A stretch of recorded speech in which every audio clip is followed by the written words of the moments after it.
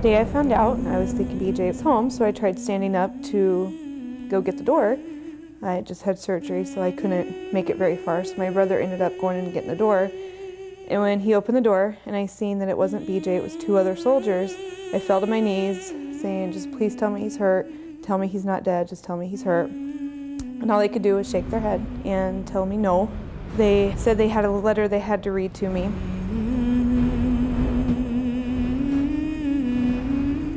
That was a really hard day. It started out pretty normal. Me and Cassie, my daughter, were driving down 35W, and Stacy, BJ's wife, called us, and she was pretty panicked. And I remember all she was saying was, BJ's dead, BJ's dead. I know that emotion from my mom when something's really serious for her. She was hysterical, and I'm trying to get her to tell me what's going on, what's wrong, is something the matter? And then she told me, BJ's dead, BJ's dead. So our daughter called Jim. She was pretty hysterical, so I couldn't really make heads or tails of what she was saying. She kept saying, we just got a letter, she said. Yeah, we got a letter and BJ's dead. And I said, well, they're not gonna send a letter. So I said, it can't be right. I said, you have to call somebody or do something, because they're not gonna send a letter. And then you called back and said, no, you're on the phone with Stacy and they're there telling her. They read me the letter, and in the middle of the letter, Diana called me back asking me, are you sure it was BJ? Are they sure it was him? She told us that the military were at her house, and they had informed her that BJ was killed over in Iraq. I called my husband. He was at work on a job site. When your wife calls you with that kind of news, BJ wasn't my brother. He's my brother-in-law, but when it's that close to home, it hurts. It hurts real bad.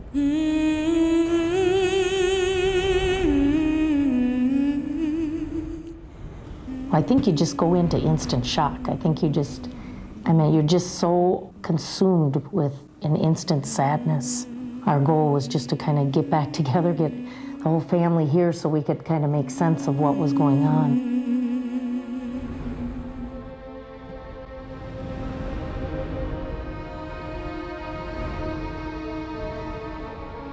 My life has changed dramatically. I'm used to having BJ here to do, you don't even realize what they do until they're gone. My biggest thing is me being a single parent. Not having him there in the house is a huge thing for me. I'm used to having somebody there with me all the time. And I'm still trying to get over it, and it's been over a year. I don't think I'll ever get over it. I just learned to cope with it. But the parenting part has been the biggest by far. You just start going through so many areas in the time to come that's going to be different. Thinking about like my granddaughter getting married and not having her daddy to walk her down the aisle. Going to Chance's soccer games and not being able to watch BJ and Chance kick the ball back and forth. It's so weird how instantly you start thinking of that stuff, that, oh my gosh, everything has changed instantly. You no longer have the normal you had. It's not the same. I think pulling the positive out of this experience, it has drawn our family a lot closer. We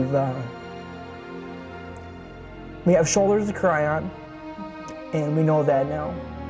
And I think, too, just the outlet and more of the appreciation for family that we do have now, knowing that something like this could happen. You sit here and you always think, it'll never happen to us, and something like this does, and it makes you appreciate everything that you have so much more. Having this tragic event happen, Chance and Lexi are so much to us, and now we feel like we're such a bigger impact in their lives.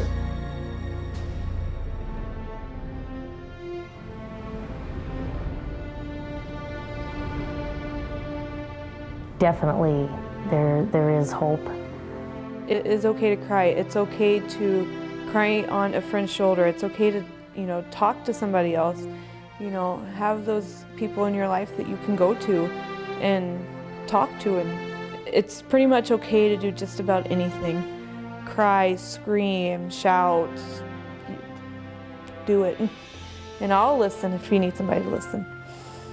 I think that ultimately we find our main source of strength through God and our faith and our church family. And when our earthly family that we have is down or saddened or something like that, we can turn to somebody who's all-powerful, all-knowing, and who can be there for us and understand the situation, being that his son died for everybody. I wouldn't be able to get through my day-to-day life and all the changes that I've encountered if it wasn't for the people that God's put in front of me. I think the biggest thing that we found through this was our faith, and to see our friends and family and our church come together the way they did is amazing. But it's also given us a more assurance of our God, of how He does come and comfort us. In 2 Corinthians it says that God is the God of all comfort. Praise be to the God and Father of our Lord Jesus Christ, the Father of compassion and the God of all comfort, who comforts us in all our troubles, so that we can comfort those in any trouble with the comfort we ourselves have received from God. And I think one thing I've learned through this is sometimes when things happen, we can either just find ourselves digging a hole and not wanting to be around people, but we can use this opportunity to understand what other people are going through, and we can use the comfort that God has given us to share with them and to come alongside them and say, there is hope.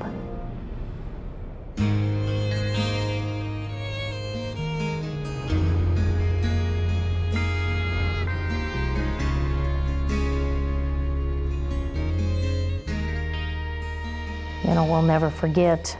18 and called for duty. I want BJ to be remembered just for his love of family.